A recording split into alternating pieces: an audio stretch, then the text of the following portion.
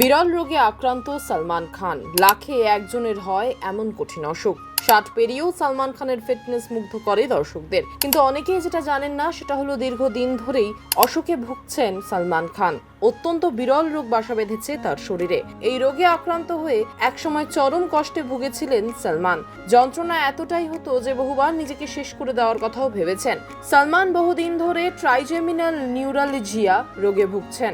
এ এক এমন রোগ যে রোগের যন্ত্রণা থেকে বাঁচতে রোগীরা আত্মহত্যাকে একমাত্র পথ বলে মনে করেন। তাই অনেকে একে সুইসাইড ডিজিজও বলে। ট্রাইটেমিনাল হলো মানুষের মুখের একটি স্নায়ু।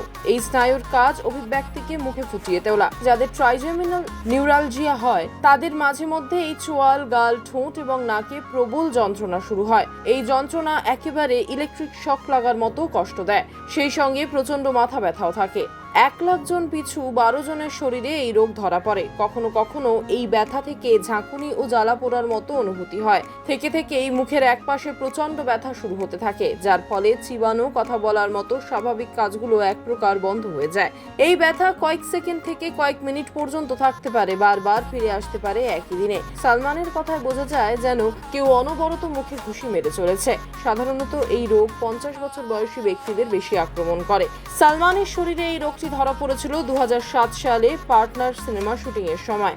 সালমান তার এই রোগ সম্পর্কে একটি সাক্ষাৎকারে বলেন, এই রোগে আত্মহত্যার হার সবচেয়ে বেশি। অসহ্য যন্ত্রণা হতো, সেই সব সহ্য করেছি। আমি বুঝতে পেরেছিলাম যে যতই যন্ত্রণা হোক না কেন আমাকে কঠোর পরিশ্রম করে যেতে হবে।